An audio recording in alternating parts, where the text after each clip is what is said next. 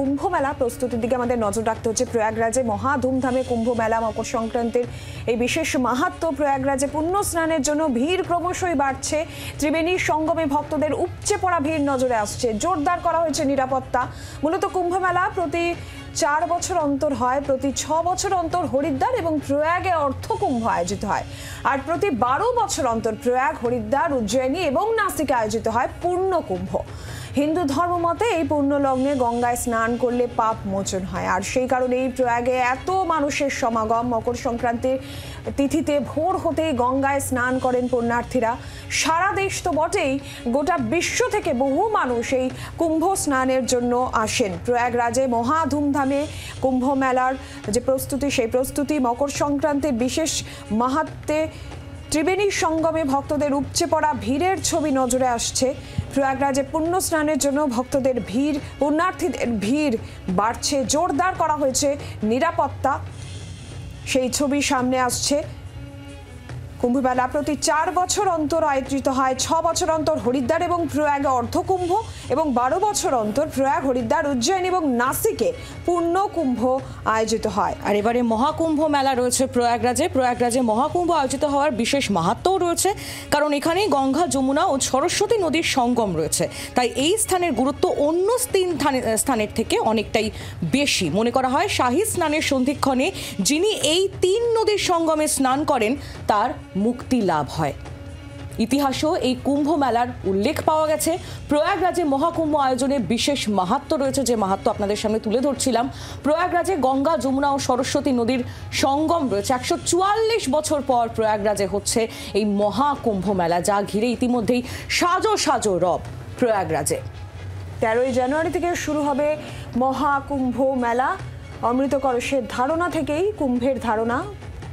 প্রতি 12 বছর অন্তর একবার পূর্ণ কুম্ভ আয়োজিত হয়, আবার 12টি পূর্ণ কুম্ভের পর আয়োজিত হয় মহাকুম্ভ। 144 বছরে একবার মহাকুম্ভের আসর বসে। ইতিহাসেও কুম্ভ মেলার উল্লেখ পাওয়া যায়।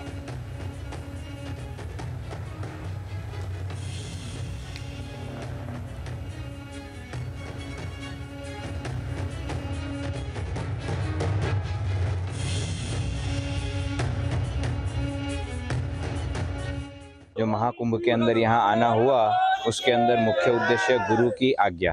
ये एक सेवा भाव है। यहाँ पर सबके हृदय के अंदर अन्य कोई हेतु नहीं है, ना प्रतिष्ठा का, ना मान का, बस गुरु की प्रसन्नता और भगवान की प्रसन्नता का। और ऐसा ये बड़ा जो कुंभ है, महाकुंभ, उसके अंदर अपने आप को सेवा करके धन्य और बड़भागी मानने का एक अवसर है, तो इसीलिए सब लोग सेवा में जुड़े हैं। सबसे ज़्यादा आकर्षण का केंद्र बना हुआ है वो है प्रभु प्रेमी संघ शिविर का ये खूबसूरत मंदिर, जिसकी खूबसूरती देखते ही बनती है। जिधर भी आपकी नज़र जाएगी उधर आपको शानदार कलाकृतियाँ देखने को मिलेंगी, और एक नज़र में तो ये लगेगा कि स्थायी मंदिर है, लेकिन ये अस्थायी मंदिर है और काफ़ी मेहनत से काफ़ी समय के बाद इसको बनाकर तैयार किया गया है।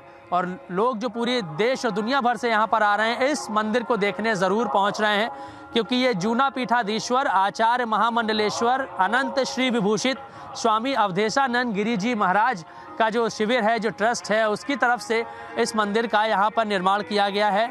आदि शंकराचार्य की आप देख सकते हैं यहाँ पर मूर्ति लगी हुई है, उसके ऊपर जो धर्म ध्वजा है वो आपको दिखाई पड़ेगा। इसी के साथ जो मंदिर की आकृति है, कहीं ना कहीं द्वारका के सोमनाथ मंदिर और राम मंदिर के तर्ज पर ही बनाया गया है। अंदर एक बार हम तस्वीर चारों तरफ अपने चाहेंगे कैमरा पर्सन दिखाएं कि क्या क्या व्यवस्थाएं इस पूरे शिविर के अंदर हैं। यहाँ पर मेडिकल की भी व्यवस्था है, यहाँ पर मीटिंग हॉल है, यहाँ पर आप जब भी आएंगे तब आपको यहाँ पर कथाएं सुनने को मिलेंगी, और डिजिटल तरीके से भी यहाँ पर तमाम सारी चीज़ों का आयोजन यहाँ पे किया गया है। इस गेट को आप देखिए, कितना खूबसूरत मोर पंख की पूरी कलाकृति आपको इस गेट पर देखने को मिलेगी। तो ये सबसे बड़ा कुंभ में एक आकर्षण का केंद्र बना हुआ है। इस मंदिर की चर्चा हर तरफ है, सोशल मीडिया पर भी काफ़ी ये मंदिर वायरल हो रहा है, और जिस तरीके की व्यवस्थाएं इस मंदिर के अंदर हैं, और ये पूरा बालू पर बसा हुआ एक नई दुनिया है कुंभ। और उसके अंदर जब आप आएंगे तो शायद आपको महसूस नहीं होगा कि ये एक बालू के ऊपर बना हुआ एक मंदिर है। चारों तरफ से बड़ी बड़ी दीवारें, अस्थायी दीवारें तैयार की गई हैं, और जिस तरीके की कलाकृतियाँ होती हैं एग्जैक्ट वैसे ही यहाँ पर उकेरने का काम किया गया है। कैमरा गिरीश के साथ मयूर शुक्ला, जी मीडिया, प्रयागराज। আর এবার সরাসরি প্রয়াগরাজের দিকেই নজর রাখবো। মোহাম্মদ গুফরান আমাদের প্রতিনিধি রয়েছেন প্রয়াগরাজ থেকে সরাসরি আমাদের সঙ্গে। गुफरान, 13 जनवरी से शुरू होने वाला है महाकुंभ मेला और करोड़ों भक्त आने वाले हैं, आना शुरू भी कर चुके हैं वो लोग। माहौल कैसा है, क्या दिख रहा है आपको? बिल्कुल, देखिए आस्था का जो महासमागम है वो 13 जनवरी से ज़रूर शुरू होगा, लेकिन अभी से महाकुंभ की जो नगरी है पूरी तरीके से भक्तिमय में है। संगम का जो माहौल है वो पूरी तरीके से भक्तमय है। हर कोई त्रिवेणी के पावन तट पर आस्था की डुबकी लगाने को लेकर के आह्लादित दिखाई दे रहा है। और यही वजह है कि देश ही नहीं बल्कि दुनिया के कोने कोने से जो सनातनी हैं वो प्रयागराज की धरा पर आना चाहते हैं। महाकुंभ के वैभव कहे जाने वाले सभी 13 जो अखाड़े होते हैं वो अपने मेला शिविर में कह सकें तो उनका प्रवेश हो चुका है छावनी के जरिए। और अभी अगर ओवरऑल बात करें तैयारियों की तो एक तरीके से सुरक्षा व्यवस्था का जो खाका है बेहद चाक चौबंद है। और हर तरफ पूरा जो प्रयागराज का जो माहौल है वो एक तरीके से जो है पूरी तरीके से कुंभ के रंग में रंगा हुआ नज़र आ रहा है। और जिस तरीके से करोड़ों की संख्या में लोगों के आने की उम्मीदें हैं तो इस लिहाज से तमाम जो ज़रूरी इंतजामात होते हैं श्रद्धालुओं की सुविधा के लिए वो मेला क्षेत्र में किए गए हैं। सबसे पहले बता दें तो 12 किलोमीटर का एरिया है जो स्नान घाट का है। स्नान घाट 12 किलोमीटर के एरिया में बनाए गए हैं। आप इससे अंदाज़ा लगा सकते हैं कि किस तरीके से श्रद्धालुओं के लिए सुविधा घाटों पर स्नान के लिए की गई है। डीप वाटर बैरिकेटिंग जो है सुरक्षा के लिए की गई है ताकि गंगा और यमुना के जो जलधारा है उसके बीच में ना जा सके, कोई डूबने ना सके, कोई अनहोनी ना हो सके। जल पुलिस की भी वहाँ पर तैनाती रहने वाली है। एनडीआरएफ और एसडीआरएफ की जो टीमें हैं वो भी बाकायदा दोनों नदियों के जल में जो है मूवमेंट करती रहेंगी। सुरक्षा का जो पूरा मेला क्षेत्र है वो तमाम जगहों पर पुलिस के जो जवान हैं, मिलिट्री के जो जवान हैं, आरएफ और सीआरपीएफ के जो जवान हैं, पीएसी के जो जवान हैं उनकी तैनाती रहने वाली है। इसके अलावा सीसीटीवी कैमरा जो है उससे भी पूरे मेला क्षेत्र की निगरानी की जा रही है। 2700 से ज़्यादा कैमरे पूरे मेला क्षेत्र की जो निगरानी है वो लाइव स्ट्रीमिंग के ज़रिए कर रहे हैं। ड्रोन कैमरों से भी निगरानी रखी जा रही है।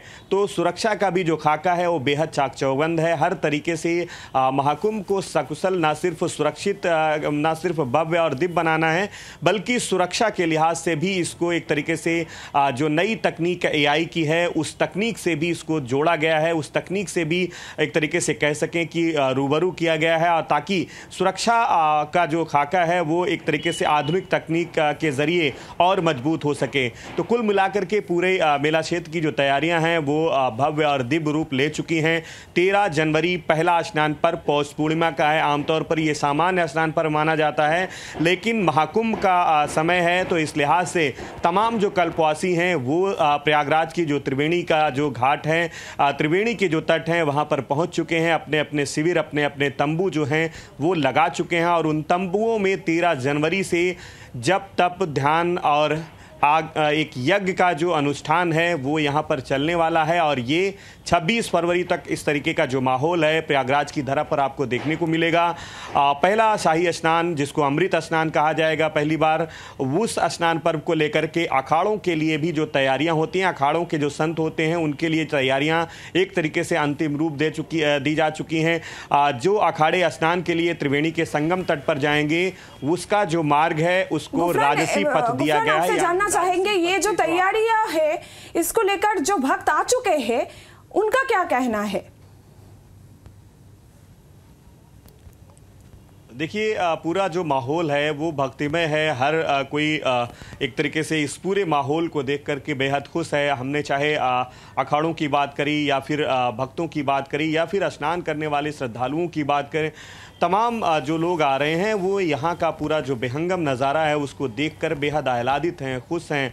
और कह सकते हैं कि सनातन की जो पूरी परंपरा है किस तरीके से महाकुंभ उसको संजोए हुए है, ये सब कुछ आप जब प्रयागराज आएंगे, संगम तट पर आएंगे तो ये इसका जो नज़ारा है आपको दिखेगा। और जी मीडिया भी पूरे देश नहीं बल्कि दुनिया भर के जो दर्शक हैं, सनातनी हैं, उनको एक तरीके से यहाँ की हर एक तस्वीर जो है वो दिखाएगा। पहले से भी हम दिखा रहे हैं और आने वाले स्नान पर्व की जो तस्वीरें हैं जी मीडिया अपने दर्शकों को हर वो तस्वीर दिखाएगा जो बेहंगम नज़ारा महाकुंभ का होगा, संगम तट का होगा, अखाड़ों का होगा, वैभव की जो पूरी परंपरा है अखाड़ों की, उन सभी परंपराओं से जी मीडिया आपको रूबरू कराएगा। और हम लोगों से भी कहेंगे कि वो आएँ।